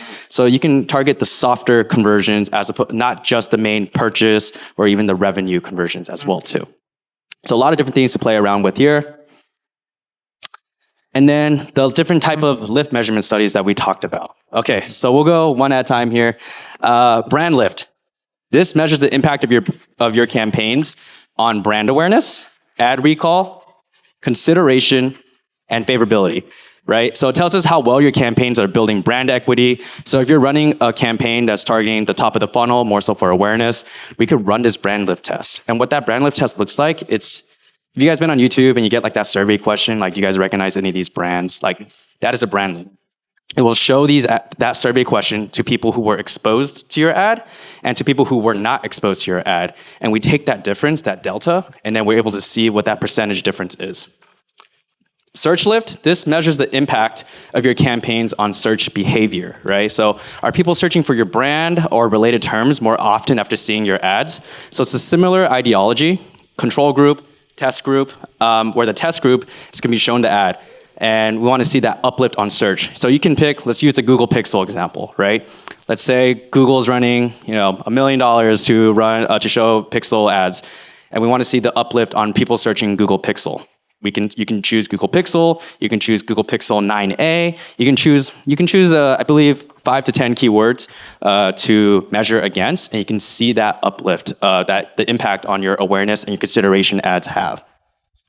And then lastly, conversion lift. Again, same ideology, test group, control group, right? So this measures the direct impact of your campaigns on conversions, right? Are your ads leading to more sales or other desired actions, right? So these are all free within the Google ad platform as well too. It doesn't cost you anything extra. If you're running a video campaign, you can also run these lift study measurements.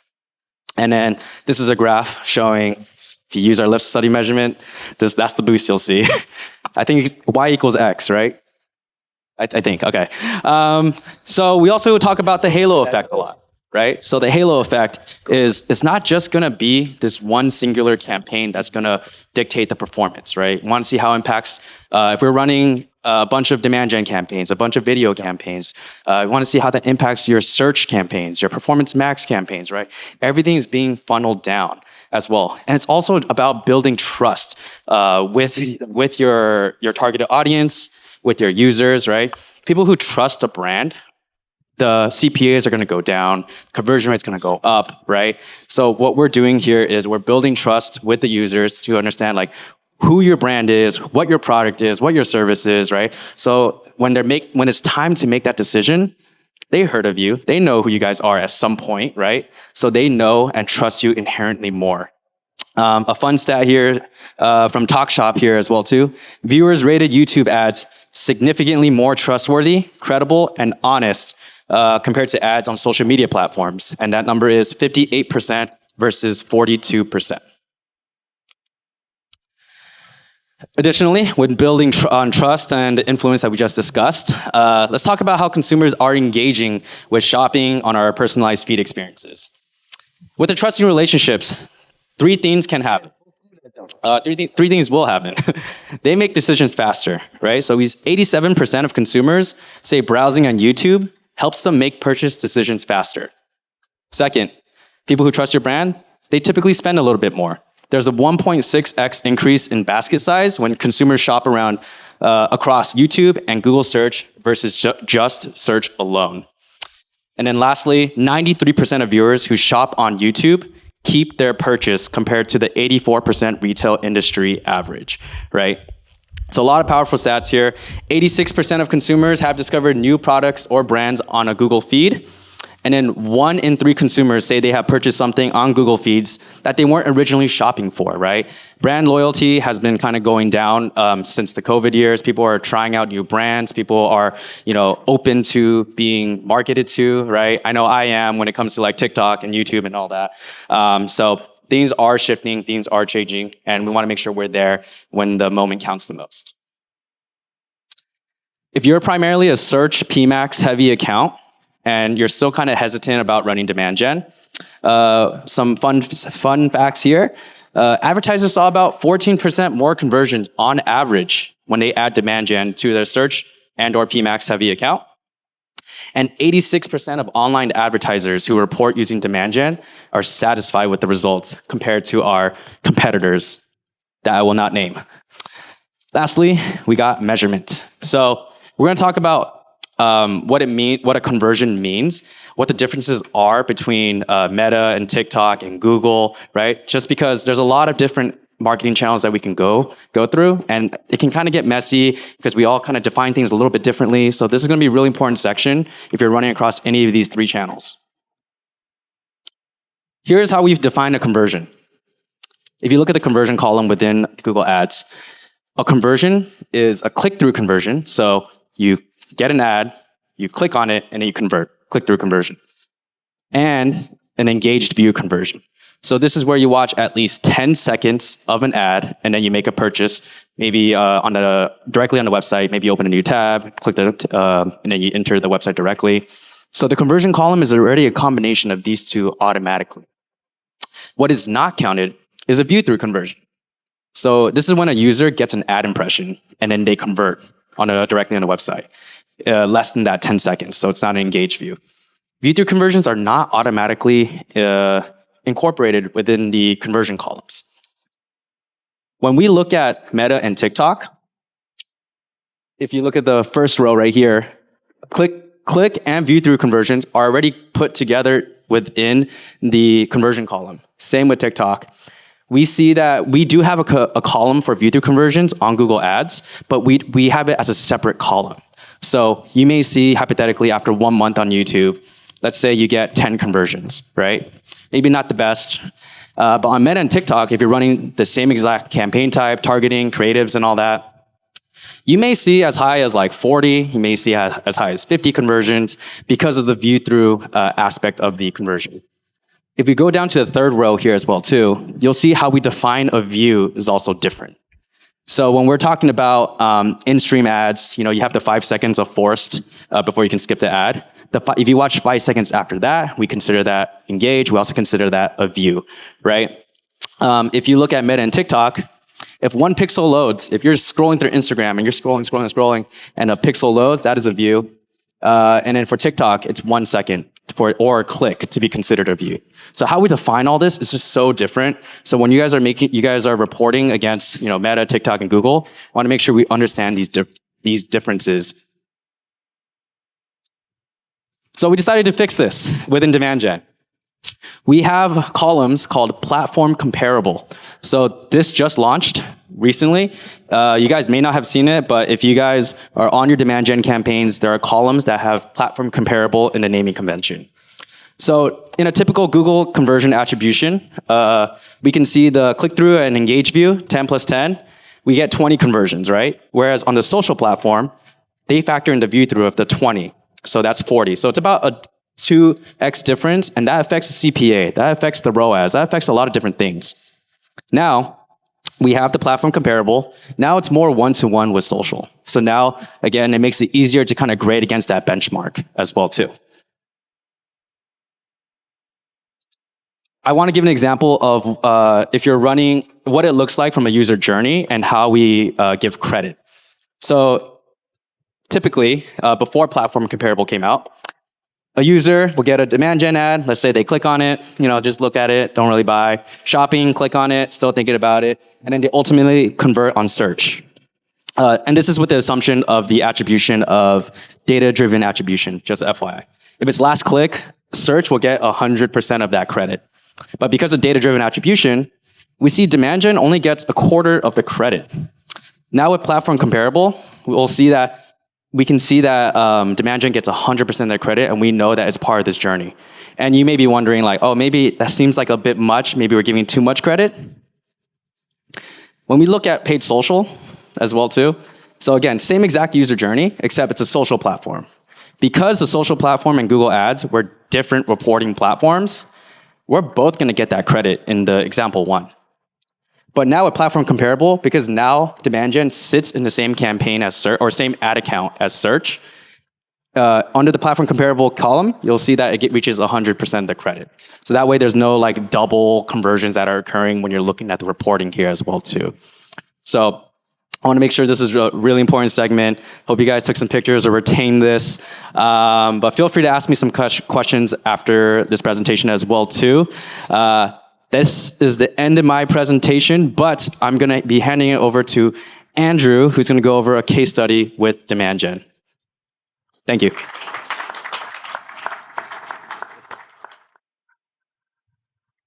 All right, awesome. You guys still with me? We're in the home stretch here, so just want to give you guys some, real examples of like how we at Hawke are, putting things to the strategy. I mean, we've seen a lot of great data so far, and I really want to kind of highlight two customer, B2C customers, and then also one B2B, just to show you how we have applied all these kind of learning.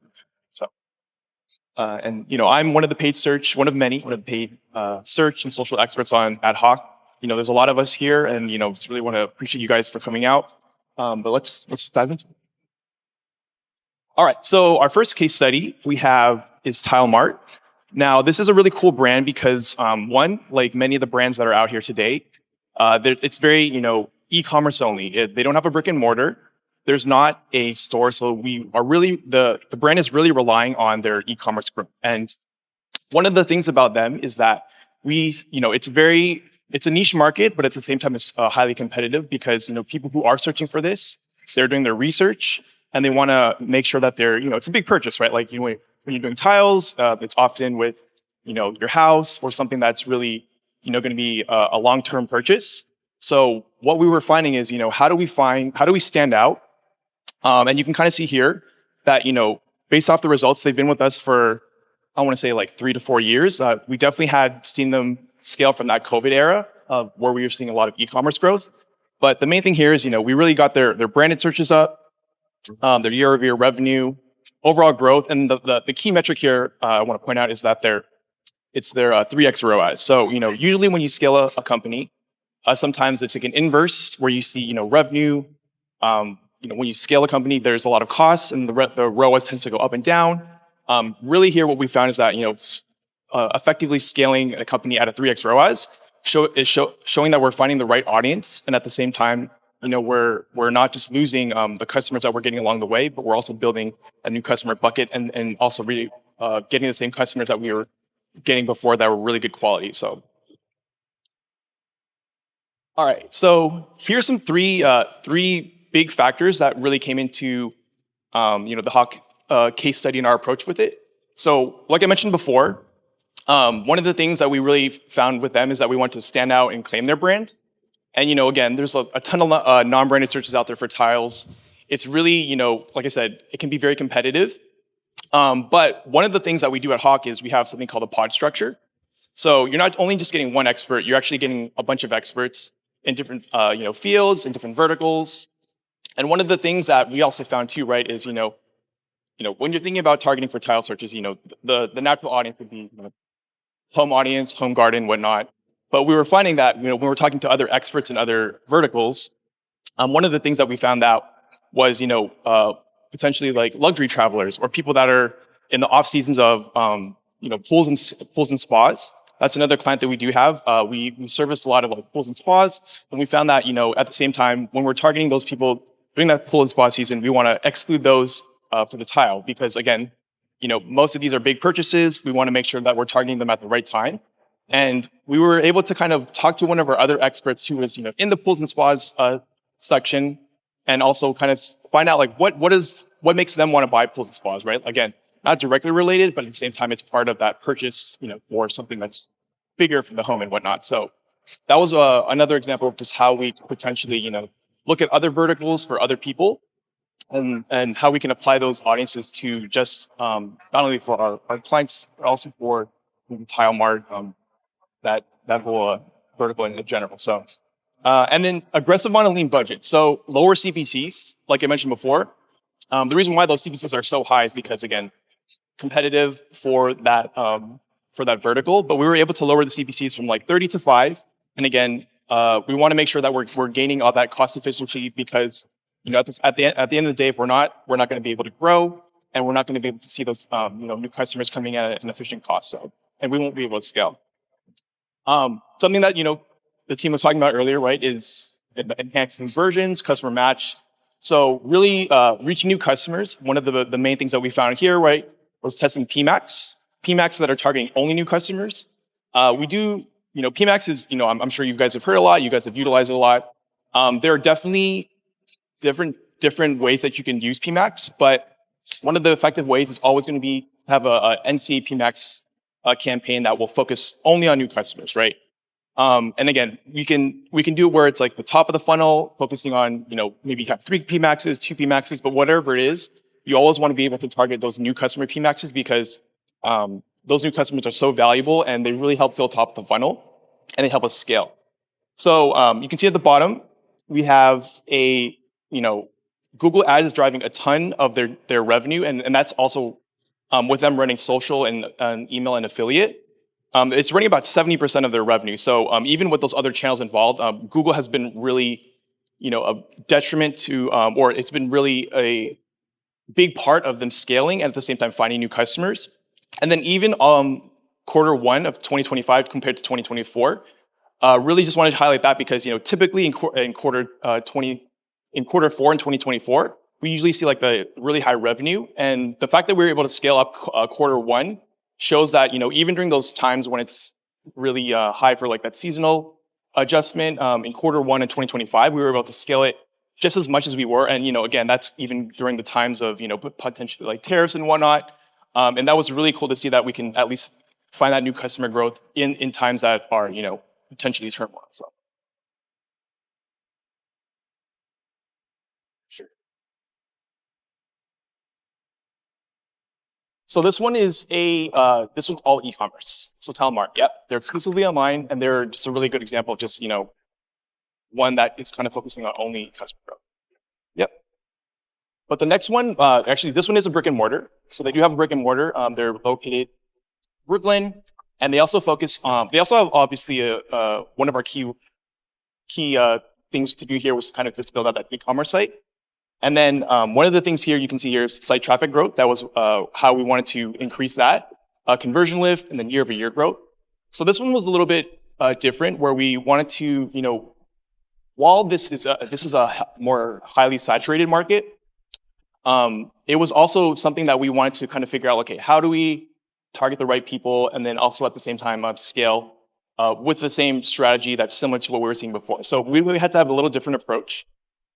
And these are kind of the 3 factors that I want to call out here. So for the long-term brand growth, we did see that, in the first 3 months, it was a little bit of a longer run, right? We had to kind of really find that audience. The first 3 months, we were kind of at a $5K budget.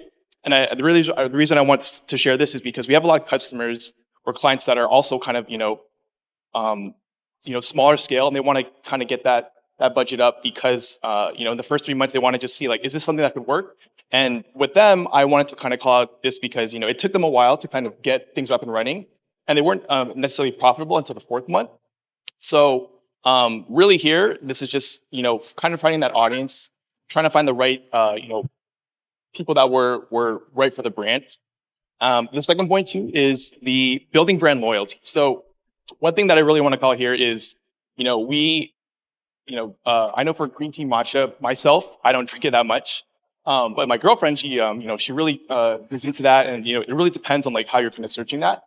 What we had to kind of position it here was like more not necessarily the people that are searching for it, but how do we find the people that are into that lifestyle? They also not only serve green tea, but they also serve ceramic pots, teapots, matcha bowls. So it's really more of a lifestyle. And we kind of wanted to explain that through our ads and also kind of target based off that. So when I'm calling out, the Hawke competitive analysis, the Hawke BDI CDR report, it's really just kind of calling out, okay, how do we find this specific niche audience that is into this lifestyle? And then how do we target them and get them to become repeat customers, right? Because again, the tea is great, the tea is awesome, but next week they might find another tea that they want to test. How do we get them to come back? And it was really key to find, working with Google and finding those right audiences and retargeting them, not only with the tea, but also with the bowls and the teapots and all the matcha stuff. That was really what was key to kind of building up a customer brand loyalty set.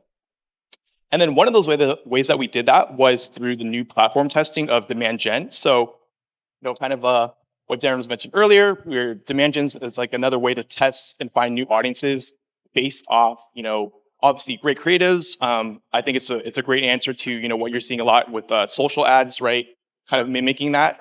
Of course, earlier in the year when we saw, TikTok was there, was doing its thing, and then it was taken away for a little bit, and now it's back. But during that time, we were seeing a lot of growth because people, where are they going to consume their video, right? TikTok was one of them, but demand gen was kind of that answer to that. And we saw that kind of rise. And demand gen was also a way to find like a younger audience that was into this lifestyle. And of course, we can promote all that stuff through YouTube. But what was really key here is that, all that matcha like bowls and ingredients and all the kind of lifestyle that they want to build out was really key to, demand gen, finding that new audience and really scaling this one also at like a 3.5x. So really credit to demand gen for, especially this brand, finding that lifestyle audience for, this specific type of brand. So. And then last one here, I kind of want to highlight. So, wanted to show that we practice what we preach. This is our B2B kind of case study on ourselves. We looked at ourselves. Obviously, we want to make sure that we're testing the products and kind of practicing what we preach. So the good thing about working with Google on this stuff is that we're always going to be at the forefront of testing, these newer products, right? Like when PMAX came out, obviously demand gen, and then of course broad match as well. So the thing too is that, when we're testing this on ourselves, we're also, passing on those learnings. There can be some good learnings, there can be some bad learnings, and we're passing those on to the customer to make sure that we're, doing the best thing that we can for their brand, but also trying to find new leads for the next brand. So we're using this on ourselves to find business leads. You can see here that we've actually kind of had it grow year over year. And then of course that one of the key things here, right, is our conversions growth on search specifically is 4x. And a lot of that has to do with, so here are the three points that I want to call out. One is called broad match. Obviously you guys know about it. I think, there's been some people are sometimes afraid to trust broad match. And one is because, maybe you don't have the proper settings set up, as Ruby was alluding to earlier. But what really is the key thing here is that broad match is like also an answer to how search is evolved and it's being used today, right? I know a lot of people will use, ChatGPT to kind of search things. And there's also a different way of how search has evolved based off, AI voices, voicing for your long-tailed search keywords are better with broad match. And another way that we, wanted to test that, or at least evolve with broad match, is to kind of see how we can do that for, our customers as well. So I think expanding broad match has really been key for us. And as long as you have like the right tools, you're able to kind of, do that for any vertical, right? And then full funnel. So full funnel with demand gen and YouTube. So again, what we were really testing here is that we were able to scale, not only, after we tested broad match, demand gen and YouTube, different ways to kind of find new customers and different ways to kind of really just look into different verticals, because that was one thing that we, really want to learn more about is, how do we find new verticals and new customers, not only through demand gen, but through YouTube. And by having broad match, demand gen, YouTube kind of all be there working as a kind of circle or full funnel approach, we were really able to kind of reach new customers and also get that cost really down because of the effective audiences that we were finding based off the customer data that was provided and also the research that we did. So. And then last thing here, scaling visibly with increased investment. So, you can kind of see here, we started with about like 33K spend in quarter of 2023. And then we've, essentially like 5-6x that spend with the broad match, PMAX, and demand gen to really test all these, new ways to reach customers. And that whole time that we've been scaling that up, we've been effectively bringing our cost really down. And, again, quality versus quantity, we have really just, in the long run, found out ways to kind of really be effective with each of these different, placements with broad match, demand gen. And being at the forefront and testing all this stuff was really key for, our partnership, not only with Google, but at the same time, finding all those key learnings to pass on to the customers. So, last thing here is basically say like, while the, Google has provided a lot of the tools for us, kind of, has provided a lot of the data and the tools, and then Hawke is here to provide the strategy for you guys. It's been really an effective partnership for us. And, whether you're looking to scale effectively, to target smarter, or to, just outpace your competition, this partnership has really worked. And, if you guys have any other questions based off like the past case studies or any other things that you had earlier, just feel free to talk to one of the Hawke reps or any of the team members here. And yeah, that was it on my end. So appreciate the time as always, and thanks for showing up.